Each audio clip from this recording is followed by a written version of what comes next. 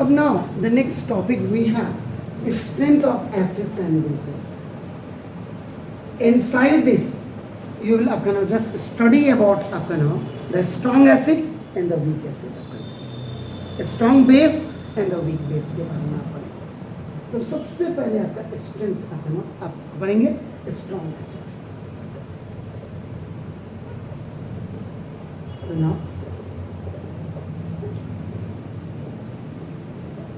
strong acid क्या होता है? A strong acid is one which is completely, जो पूर्ण रूप से आपका नाम डिसोसिएट्स हो जाता है, या आप इसको आयोनाइसिस भी आपका कह सकते हैं. आयोनाइसिस दिस दिस या डिसोसिएट्स भी आप लिख सकते हैं. When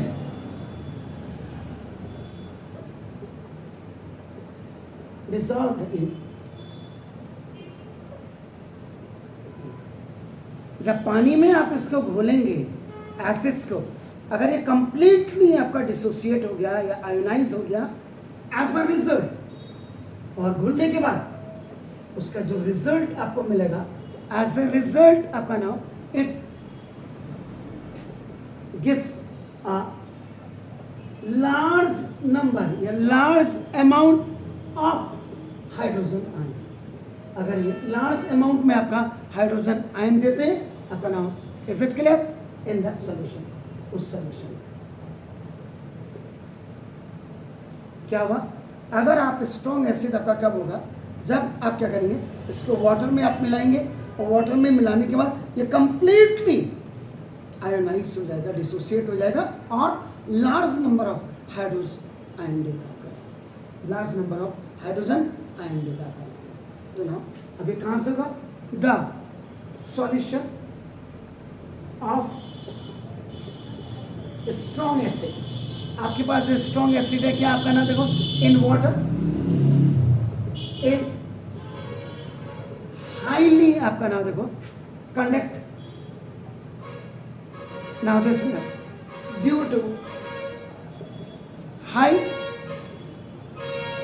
concentration of hydrogen ion. जैसे आपके पास हाइड्रोक्लोरिक एसिड है HCl आपका, आपके पास सल्फ्यूरिक एसिड है आपका नाम जैसे कॉन्सेंट्रेट, ये सारे कॉन्सेंट्रेट H2SO4 हो गया. आपके पास नाइट्रिक एसिड है HNO3 नाइट्रिक एसिड आपका नाम. आपके पास एक और है आपका नाम देखो हाइपरक्लोरिक एसिड.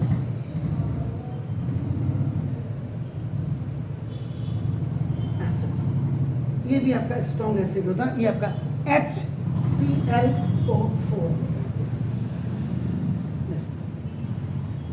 परक्लोरिक एसिड भी लोग कहते हैं, वैसे हाइपरक्लोरिक एसिड आपका हो गया HClO4 हो गया. बिल्कुल इसी में अगर आप क्या करेंगे, वीक एसिड की आप बात करेंगे, वही हो गया. A weak acid is one which is completely ionizes when dissolved in H2O. As a result, it gives a small amount of hydrogen ion in the cell. हो गया. A weak acid is an acid that या ionize. यहाँ पे इसमें क्या completely लिखा हुआ है, इसमें आपका incompletely होगा.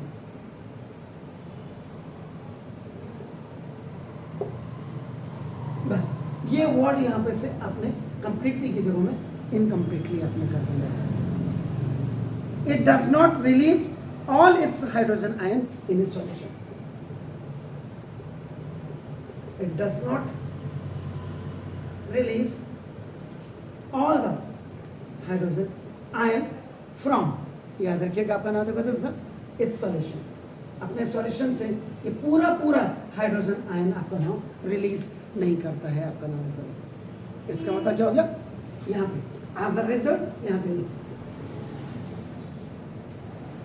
As a result it gives a, इसकी जगह में आप इस gives a small amount of hydrogen ion in the solution. ये हो गया सर आपका नाम देखा दस। तो most acids are weak acid.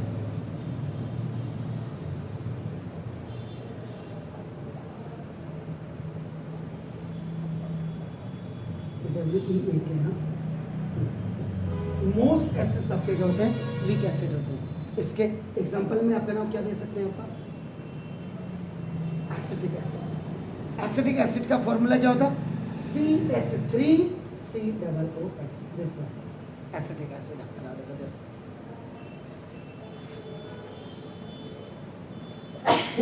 उसके बाद सेकेंड कार्बोनिक एसिड, ये भी आपका वीक एसिड होता है। This is called H2CO3।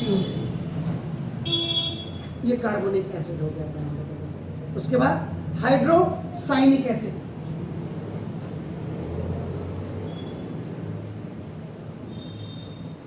ये हाइड्रोसाइनिक एसिड याद रखिएगा, ये आपका क्या होता है? HCl। ये हो गया आपका नाम। ये सारे आपके क्या है? All are weak acids. All are, इसका मतलब क्या हो गया?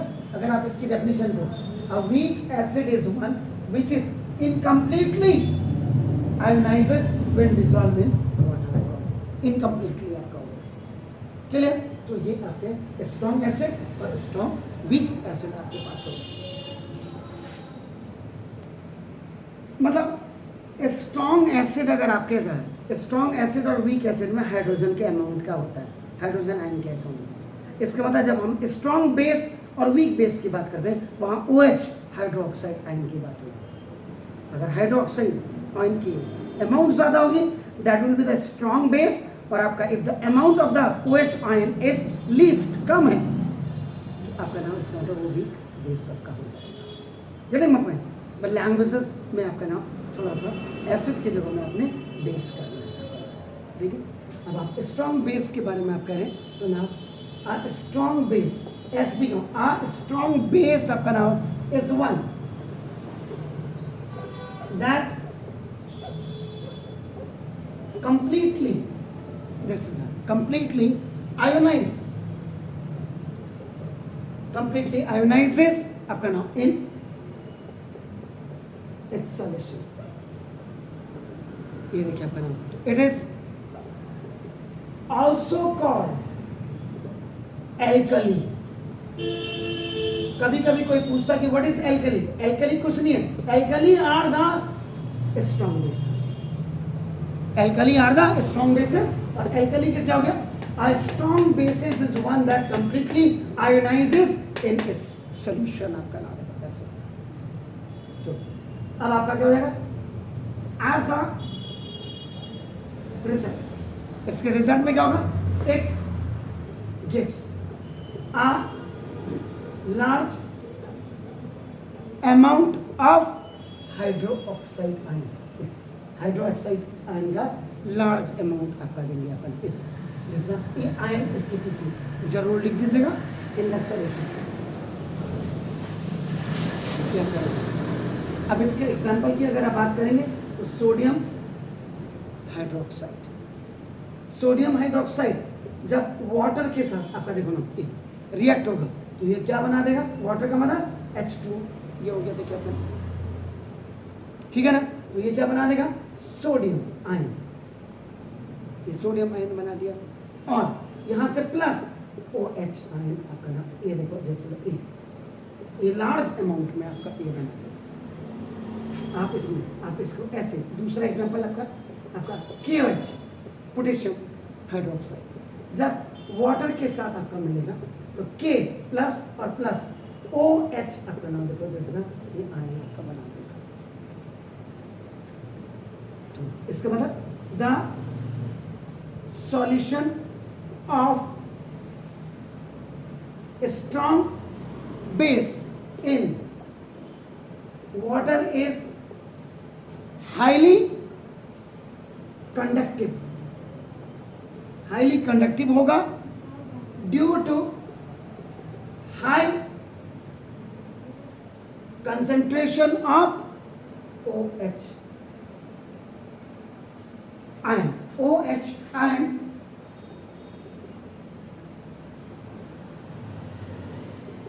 in this solution. अब ऐसे आप इसकी डेफिनेशन बना लीजिएगा.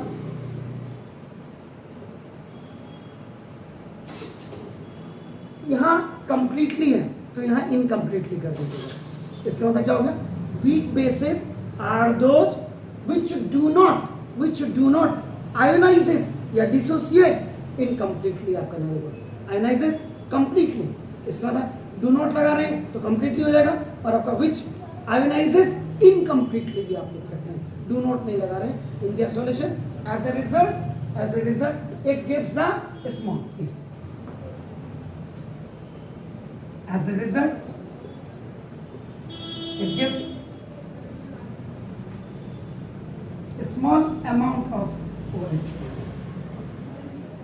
तो वीक का क्या हुआ कि which do not ionize completely in their solutions. आपका होगा. इसके एग्जाम्पल की अगर आप बात करेंगे तो जो आप NH4OH कहते हैं ना, सोडियम हाइड्रोक्साइड, या आपने जो CaOH कोल्ड ट्वाइस की कैल्शियम हाइड्रोक्साइड आपने बोला, या आपने MgOH कोल्ड ट्वाइस, तो ये these all are the example of the weak base. इसका मतलब देखो अब आपका क्या NH4OH जब ये आपका वाटर के साथ आपका रिएक्ट करेगा, ऐसे आपका ये क्या बना देगा? देखो NH4 ये प्लस का एक्वस सॉल्यूशन आपका बना देगा, और प्लस OH ये माइनस ये भी आपका एक्वस सॉल्यूशन बनाएगा. लेकिन ये आपका क्या होगा? स्मॉल अमाउंट में आपका होगा. ऐसे आप इसका एग्जांपल ले सकते हैं. CaOH whole twice plus water is equal to Ca plus plus aqueous और प्लस. इसका मतलब क्या हो गया? सिंपल, जैसे आपने किया. इसका मतलब weak bases conduct electricity very poorly because they have a very low OH ions आपका ना कंसंट्रेशन इन देयर सॉल्यूशंस. तो ये आज आपका इतना, कल आपका pH स्केल्स पर हम जाएंगे. Have a nice evening. God bless you.